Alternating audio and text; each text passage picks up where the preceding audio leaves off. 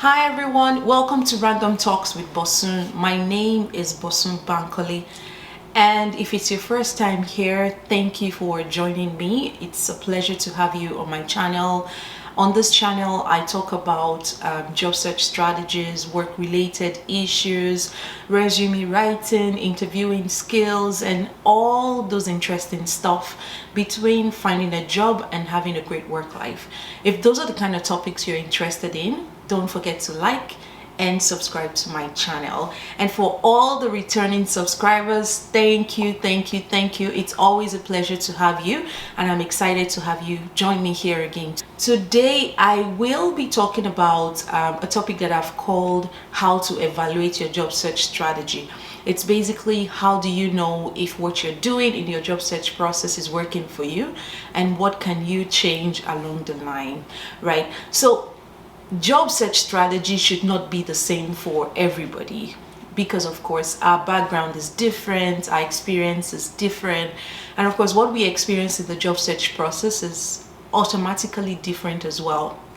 But you should be able to know when what you're doing is not working by just observing what's happening at every stage in your job search process. And today I'll be taking you through all that, and of also helping you understand each of those stages and what to expect when. To critically evaluate your job search strategies, the first thing you need to do is identify the stage you're getting stuck in. Like, where do you find most challenging in the job search process? So let's go through the usual process that happens when you're searching for a job. The first stage is, of course, the application stage, where you find a job application online and apply to the job.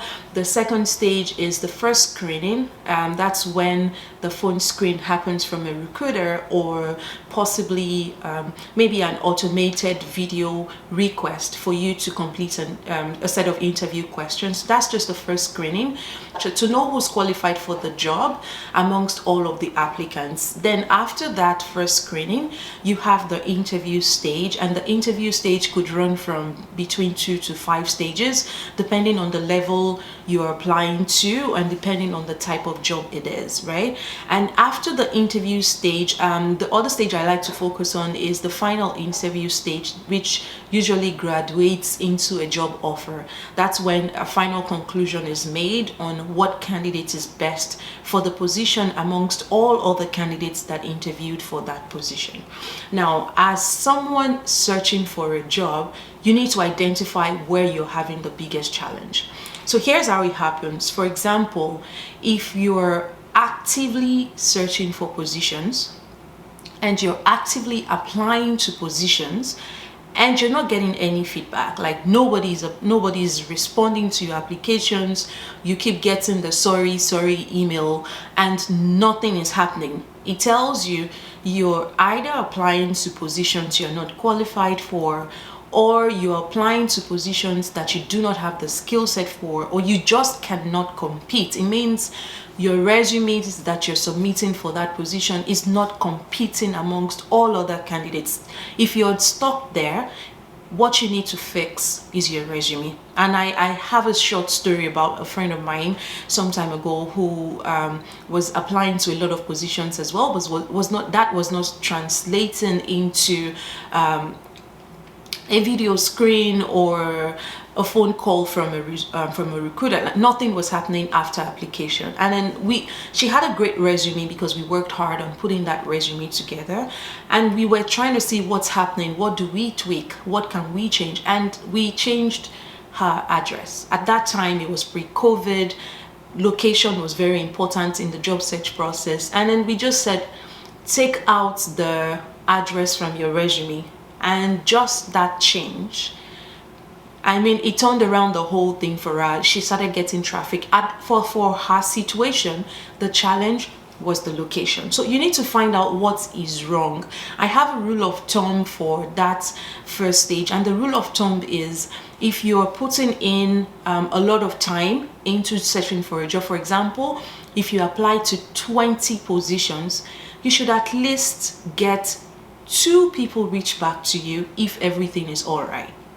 I mean, 20% ROI on the time that you're investing in job search is proof that you're doing something right. If you're not getting at least 20% feedback from all of the positions you're applying to, then you are stuck at the first stage of the job search process, and you need to definitely tweak your resume. Now, if you're getting interviews, you have a good traffic, that's awesome, right? It means you have a good resume, it means you're applying to the right positions, it means things are going great. That's awesome. So if you're getting interviews and you're getting stuck at interviews, maybe the first level and the second level of interviews, you're getting stuck, and those interviews are not translating into job offers, then you're stuck at the interview stage. And I have a personal experience some time ago where I was trying to prepare for a job interview, and then I sat with two of my friends to have a mock interview. It was very interesting because my friends, they're professionals and they're not the nicest people when it comes to giving feedback, but it was so rewarding because I wanted to make sure that I have things right on the interviewing side of things, and just by sitting with them, it was revelational for me. I mean, they gave feedback like, you're not smiling through the interview process. I'm like, really? I thought I know so much about this already, right? They were like, you're not smiling. Most of the examples you gave were just from one position, and you've listed like 5 other positions in your resume. You know, that quality of feedback might not be something a recruiter can give to you or the job owner can give to you, you know. So I did that mock interview to help me understand how well I was performing at the interviewing stage. So if you're stuck at the interview stage, try out mock interviews. It would tell you a lot of stuff, right? However, if you're moving forward from interviews of first and second stage and you're getting to final interviews, that is amazing, and it's the most difficult stage to find yourself in the job search process. So if you've done all the hard work, you've been great with prepping for interviews, you've been great with developing the right resumes, and now you're attending first, second, third stage of interviews and you're getting stuck at the final stage, it is difficult. And I've been there a ton of time, but trust me, it's not a reason to be discouraged. Rather, you should get excited that you don't have a competence issue, right? It means if you've crossed all that hurdle to final stages, it means you're good, you know what the job is about, and you're good. What's best for you at the final stage, if you're not getting through, is to get feedback. I mean, reach out, because if you've gone through first, second, third stage, you should have built a kind of relationship with the job owners or the recruiter such that you're able to reach out freely for feedback.